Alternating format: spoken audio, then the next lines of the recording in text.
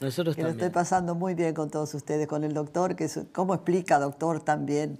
Será porque lo que dijo Martín, uno realmente lo explico, me sale fácil porque Sí. es lo que es, digamos. Y aparte, hablo de lo que hago. Entonces es como que todos acá, como él habla de lo que hace. Entonces, no estamos recitando, yo no les estoy contando un estudio que hicieron en España.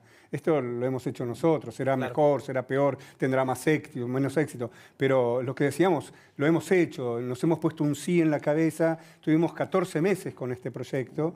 Y sale, y uno ve que al paciente le ayuda, y no solamente al paciente, a las personas que andan flojos de memoria, le favorece, es un ejercicio válido para ¿Usted hacerlo. es memorioso? ¿Tiene memoria? ¿No tiene? No, tengo bastante mala memoria. Sí. ¿No le exige a su cerebro? Sí, claro. Exige. Al contrario, le tengo que exigir más justamente porque no tengo ¿No le molesta memoria. cuando hablando del Alzheimer la gente dice, o le llegó el médico alemán, el alemán? El alemán, claro. Sí. A mí me molesta escucharlo. Sí. Es subestimarlo. Sí. Porque sí. existió, el doctor Alzheimer existió. Sí, claro, un Fue el reconocido descubridor. psiquiatra. Psiquiatra, sí, Era un reconocido psiquiatra, por supuesto. ¿Viste cuando dice Martín? Sí, dicen. Sí, está con el alemán, una Sí, cosa sí, así. se hace mucho veo, chiste de Yo me eso. desayuno hoy, disculpen la ignorancia, que existió el doctor Alzheimer de verdad. Sí. Claro. Alzheimer estaba buscando la esquizofrenia en realidad. Y se encuentra en su camino, como tantas veces ¿No ocurre. era la demencia senil? No. era. Él estaba investigando primero con el doctor Kraepelin, que es un hombre muy conocido, hace más de 110 años, 113 o 114 años, y él describe entonces, empieza a ver este tipo de pacientes, y ahí es donde él se vuelca a esta clase de pacientes que él veía, que eran personas que terminaban en demencia. Ajá. Quiero aclarar algo, Mirta, demencia a veces se utiliza como un insulto, ¿verdad? O dice, es demencial, una locura. Sí. No. Demencia significa que hemos perdido la capacidad de cuidarnos a nosotros mismos. Hemos perdido la capacidad de autogobernarnos, autocuidarnos, culpa de alguna enfermedad que afecta nuestro cerebro, nuestro intelecto. La más común, la más conocida es el Alzheimer. No es la única, lamentablemente. Hay muchas otras enfermedades. De hecho, se llama ALMA, se llama Asociación de Lucha contra el Mal de Alzheimer, y otras enfermedades similares, relacionadas. ¿La senilidad qué es? Demencia senil significa, es como si habláramos de enfermedades comunes de la infancia. Entonces uno ya enseguida se da cuenta que, bueno, alguien que tiene 8 o 10 años está con alguna infecto contagiosa. ¿Y qué pregunta uno? Dice, bueno, ¿pero cuál? Paperas o sarampión. Bueno, cuando uno le dice demencia senil, lo mismo que estamos diciendo algo. En la etapa más avanzada de la vida, cuando uno tiene 70, 80, 90, 100 años, estamos con alguna de esas enfermedades que nos llevó a perder nuestra capacidad de autogobernarnos. Entonces uno dice, ¿cuál? Y ahí es cuando tiene que decir, bueno, la enfermedad de Pick, la enfermedad corticobasal, o la enfermedad de Parkinson se evoluciona muy mal, o la enfermedad de Alzheimer. Pero demencia senil es solamente una descripción, no es una enfermedad. Por supuesto que antes se le decía demencia senil a todo. Antes hacíamos el diagnóstico del Alzheimer muy tarde. Ajá. Hoy a Ronald Reagan, ustedes recuerdan que Ronald Reagan, presidente de los Estados Unidos, hizo su segundo mandato de 1985 a 1989 con la enfermedad de Alzheimer. Hoy en día podríamos a Ronald Reagan hacerle el diagnóstico certero de enfermedad de Alzheimer en curso.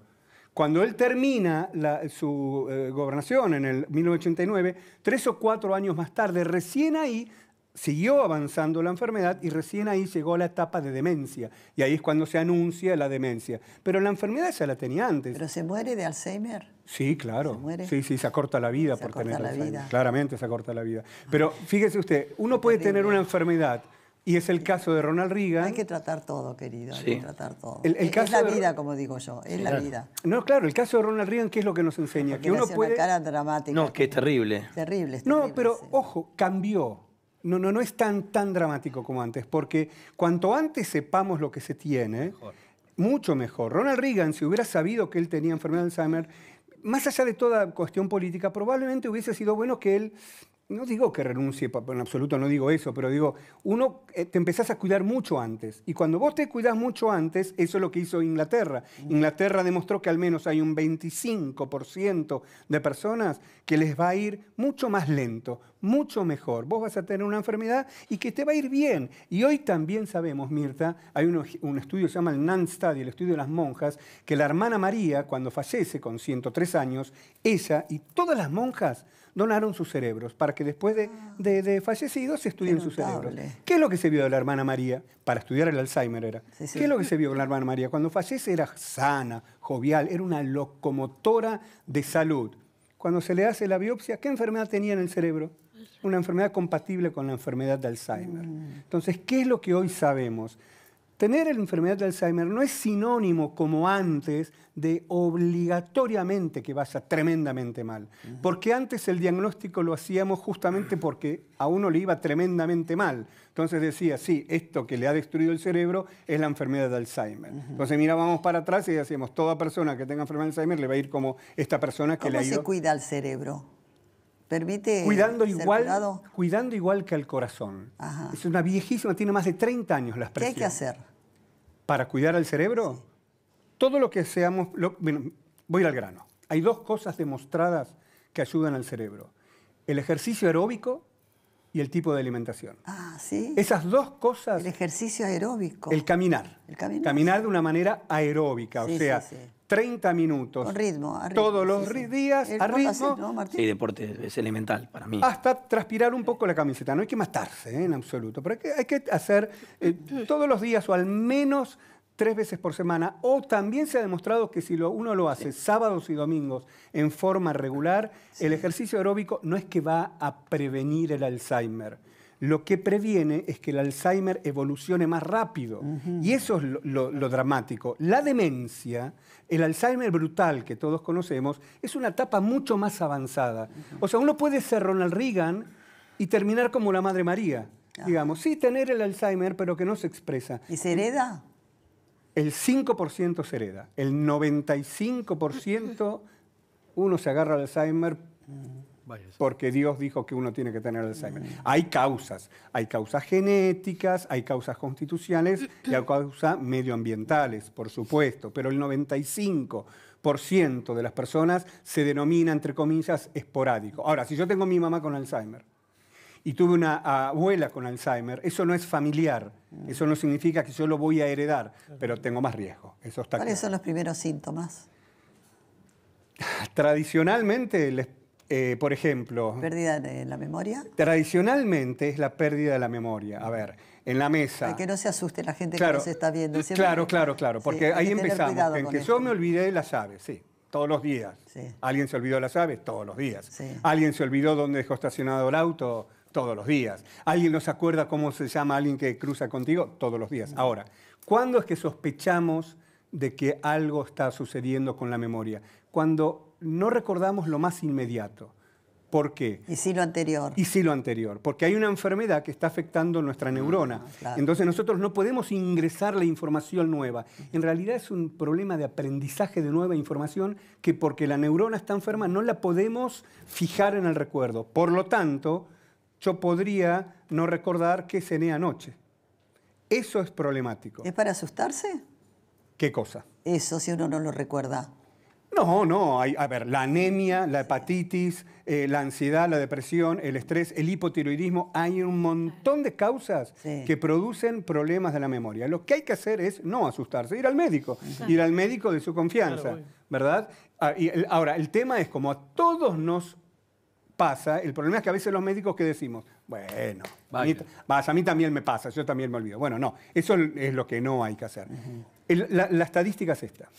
1 de cada 7 personas que a los 70 años que tienen problemas de la memoria, efectivamente es el desarrollo de una enfermedad de Alzheimer. Es muy alta. Estamos en el orden del 15%. Sí. Es muy alta, ¿verdad? Y esto aumenta... ¿Hay razas que tienen mayor predisposición a enfermarse de Alzheimer? Hay razas, por ejemplo, de los Sherpas. Los Sherpas no se les conoce enfermedad de Alzheimer. No. Ajá. ¿Cuál es la razón? Los Sherpas son los que... Es esa población que vive a 4.000 metros de altura en el Himalaya. Y son ellos, porque después está, acá en Perú también hay poblaciones que viven a 4.000 metros de altura y no tienen la misma protección que tienen allá. Ahora, también sabemos que hay genes que a uno le protegen de la enfermedad. Ahora, ese gen lo tiene, esto lo estudiaron los nórdicos, en los nórdicos es 1 cada 200. Y por otro lado, nunca lo capturamos a ese 1 de cada 200 que tiene un gen protector. ¿Por qué? ¿Por qué va a ir al médico? Si le anda bien la memoria, ¿verdad? Entonces no van al médico. Entonces a ese no lo podemos estudiar. ¿A quiénes estudiamos? A todos los que le va mal. Entonces los médicos, cuando tenemos una formación exclusivamente intramuros, o sea, intrahospitalaria, estamos demasiado compenetrados con el dolor de las personas que sufren las enfermedades como Alzheimer y no vemos, porque no tienen por qué venir al consultorio, esas personas que teniendo un Alzheimer como la hermana María, llegan a sus 100 años y no hacen la enfermedad. Esto se ve en muchas otras enfermedades en medicina. En la lepra también se ve. Uno puede estar enfermo, contagiado de la lepra y nunca hacer la enfermedad. ¿Existe la lepra todavía? Sí, no en nuestro país, pero sí, seguramente ha de existir. No soy epidemiólogo, no soy sanitarista, pero seguramente ha de existir. Existía un leprosario aquí en la isla, ¿cómo se llamaba? Una isla... Bueno, acá clásicamente era en Córdoba, ¿verdad? Por el tipo de, por el lado de Santa Fe, ahí aire seco que se tenía, pero hoy se cura perfectamente, ¿verdad? Pero todo lo que quiero decir es, antes tener Alzheimer era inexorablemente cerebro destruido. Hoy no es así. Hoy al menos yo podría decir, sin equivocarme, que un 25% de las personas les va a ir mejor cuanto antes lo sepan. Tiene otra lectura esto. Sí. El 75% de las personas restantes, que por más que cuidan su azúcar en sangre, no fuman, viven bien, se divierten, como decía Álvaro, hacen cosas lindas de la vida, la pasan bien, el 75% restante igual tienen la enfermedad y son enfermedades más complicadas. Sí, bueno, sí. esas son las que tenemos los especialistas que atender. El clínico generalista, el médico de familia, puede y debe compenetrarse con estas enfermedades, que durante muchos años quedó reducido en la psiquiatría y en la neurología. Hoy un clínico generalista... ¿Y usted cuando tiene que dar un diagnóstico de Alzheimer, sufre, lo pasa mal? Sí. Me angustia mucho. Tengo 40 años de médico y no me gusta. Es muy triste. Duro, debe ser terrible, sí. Mire, sí, Mirta. Bueno, muchas gracias, doctor. Nos ha dado una lección, ¿eh? Sí. Yo me quedé una pregunta, pero ya... ¿Por qué? Karina, no, dale, por favor. Quería saber cuál fue la edad más temprana en la que se conoció un caso de Alzheimer. La más y que más me impactó la vi en febrero de este año. Una mujer de 38 años con enfermedad de Pick muy avanzado, en un infantilismo patológico, ¿no? Realmente como si fuera una película, tenía el comportamiento de una niña de 3, 4 años, ¿sí? Muy sufriente. ¿Se puede confundir con la locura? Claro, se confunde. Se confunde. Pero quiero decir algo, la esquizofrenia, que es una palabra que duele tanto y asusta tanto, tiene muchísimo mejor pronóstico hoy por hoy.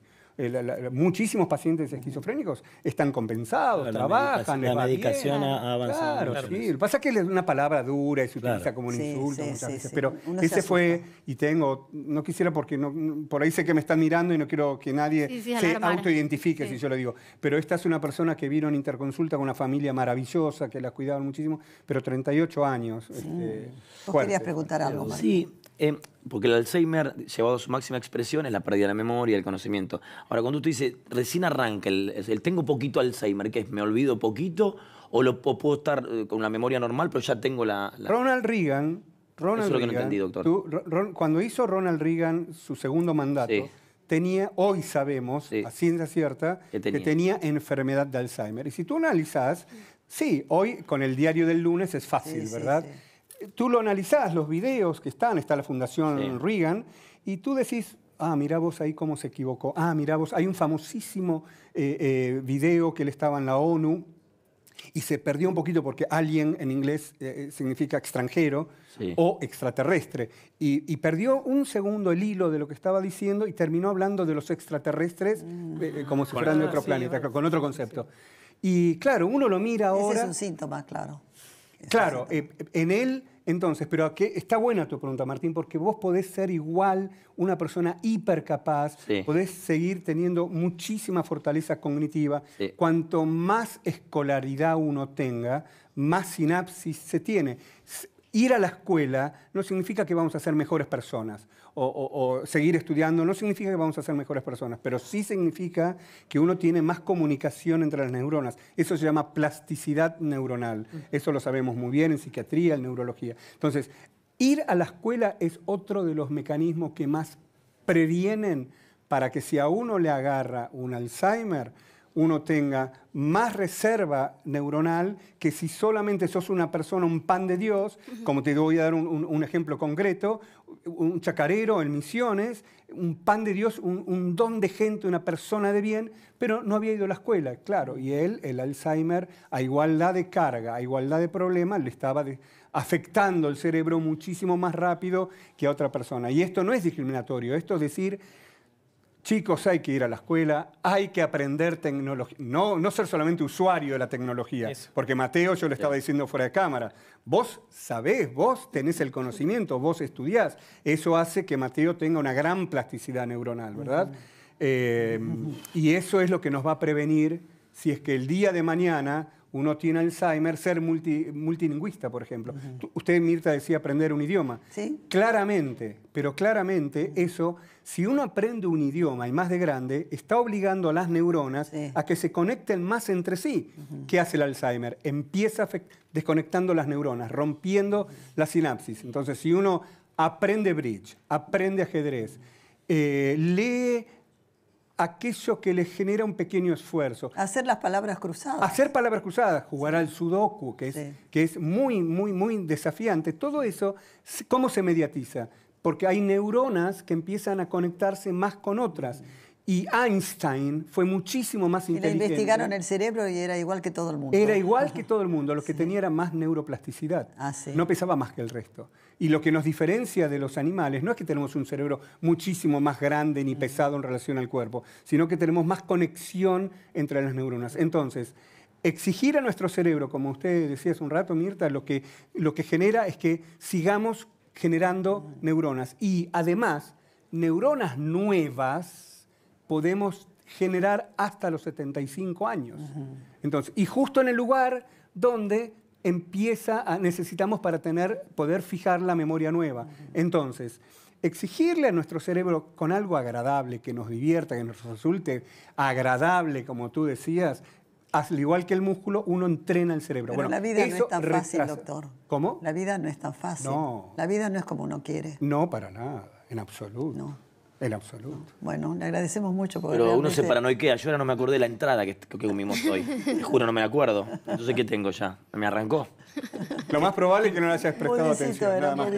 Yo me acuerdo porque me lo preocupes. comí todo. Qué rica comida. La que quiero hablar un poco. ¿Cómo andamos de tiempo, chicos? Con Nico Magaldi. ¿Te interesa la política, Nico?